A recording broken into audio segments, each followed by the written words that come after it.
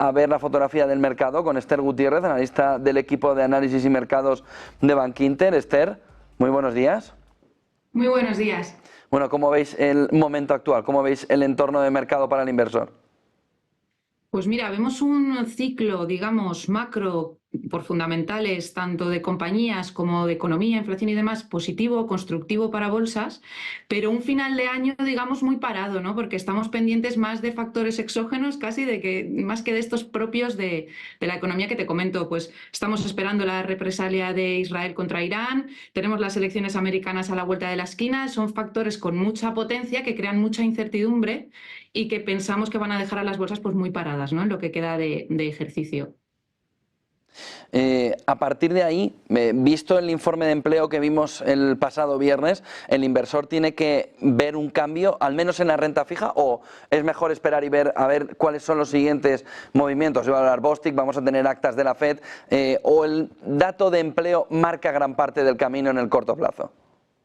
Bueno, yo creo que por lo menos va a ayudar a disipar los temores de esa parte del mercado. No era nuestro caso, pero que empezó a hablar en agosto, si recuerdas, de que incluso en Estados Unidos podíamos estar enfrentándonos a una recesión porque la Fed había mantenido tipos muy altos durante mucho tiempo y había enfriado demasiado a la economía y en concreto al mercado laboral. Y yo creo que efectivamente ese dato de paro, de payrolls, vamos, pues ha creado esa sensación de que esa caída fue más bien puntual y que estamos ante una economía que crece de manera muy sólida. Y eso lo que va a hacer es que la Fed quizá vaya más despacio de lo que el consenso de mercado espera, pues empezando a bajar tipos, ¿no? La dirección yo creo que está clara, tanto Fed como BCE van a ir implementando distintos recortes, el ritmo es lo que está un poco más en cuestión y eso pues va a ser otro factor que se une a esta incertidumbre que comentábamos, ¿no? En cualquier caso, pues son buenas noticias, ¿no? Que finalmente se confirme, se gane confianza en ese ciclo económico que es claramente expansivo en nuestra opinión y que nos hace además a nosotros estar especialmente sesgados en nuestra estrategia de inversión hacia Estados Unidos, ¿no? ¿Renta fija, renta variable en este entorno, Esther? Nosotros creemos que hay oportunidades en renta fija, voy a empezar por ahí, quitándonos un poco de los plazos más cortos porque efectivamente esos movimientos de política monetaria pues van a pesar sobre todo, ya lo han hecho, aunque han corregido un poco en los últimos tiempos con ese enfriamiento de las expectativas de recortes, pero bueno, ya han corregido bastante, han bajado mucho las tires en los cortos plazos, estamos más en duraciones un poquito más medias, en los tramos más centrales de la curva, 3-5 años, pero pensamos que la renta variable pues presenta un potencial más atractivo, digamos, ¿no?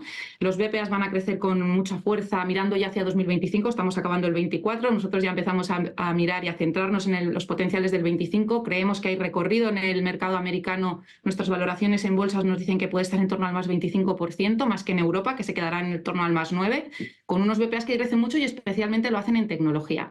Si el BPA aspirado para el S&P está en torno al 15%, en tecnología es un 20% y en semis, que es uno de los pues conductos que más nos gusta dentro de la tecnología son más 40, ¿no? Y al final las bolsas hacen lo que hacen los beneficios empresariales y eso nos lleva a estar especialmente pro riesgos, ¿no? En este entorno, aunque ya te digo que en los próximos 2 meses quizá pues vamos a estar un poco más lateralizando después de un año que no ha sido malo, para renta variable.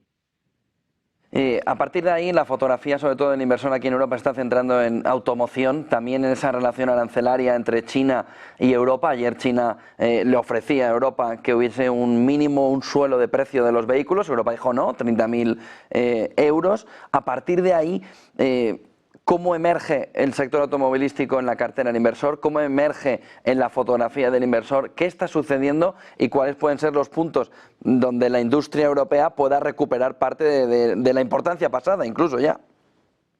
Sí, efectivamente, un sector que está bajo presión, no hacemos más que ver profit warnings, ¿no? Recortes de guías, de objetivos para el año, uno detrás de otro en cascada desde septiembre hasta ahora, ya habíamos visto alguno también en julio. Yo creo que es un sector en el que ahora mismo no hay que estar, salvo alguna excepción muy puntual, y me refiero en concreto a una única compañía que es Ferrari, ¿no? Que tiene unas dinámicas totalmente distintas, vehículos de ultralujo, no afectados, digamos, por la situación en China, que es una de las claves de lo que le está pasando al sector auto y que ahí pues, todavía podemos encontrar cierto potencial de revalorización. El resto del sector está muy tocado.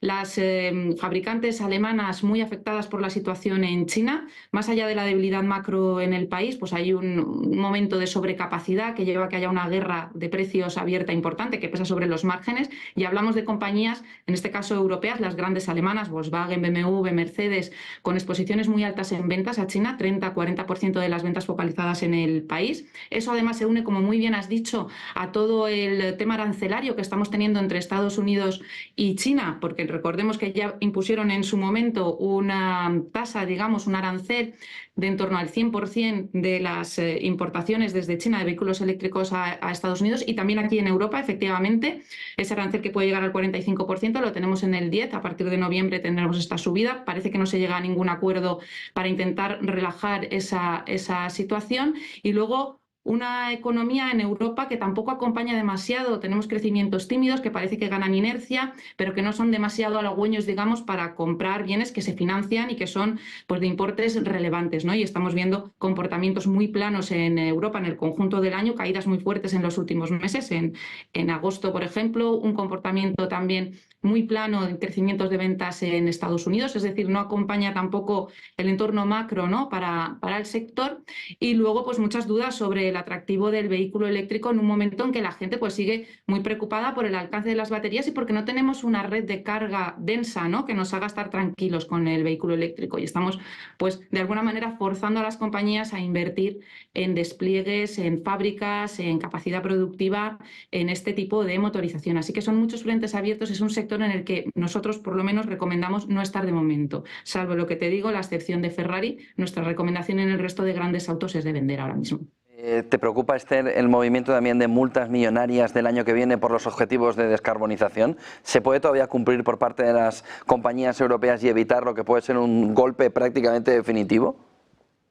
Bueno, efectivamente, yo creo que las autoridades europeas, en este caso, tendrán que suavizar su posición, entre otras cosas, porque tampoco se ha producido, digamos, un despliegue desde el punto de vista público de contribución a esa red de carga, entre otras cosas, las infraestructuras necesarias para el desarrollo del vehículo eléctrico, y porque la situación del sector es delicada, ¿no? Y a nadie se le escapa que es un sector clave en muchos países como Alemania, que el sector industrial es lo que está sufriendo y es lo que hace que precisamente ahora sea Alemania la que, por ese lado macro que comentábamos, pues esté más débil, ¿no? Con crecimientos realmente planos, incluso negativos, se va mirando los trimestres consecutivos.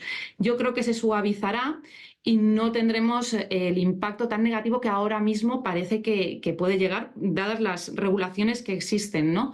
Creo que el enfoque irá cambiando progresivamente, pero sin duda es otro factor de riesgo que nos hace pues, estar lejos del sector. No tenemos en carteras, ya te digo, ninguna productora, ninguna fabricante tradicional de coches europea por esta serie de asuntos, ¿no? Muchísimas gracias por toda esa fotografía, Esther Gutiérrez, analista del equipo de análisis y mercados de Bankinter. Buen día, buen negocio. Buenos días, muchas gracias a vosotros.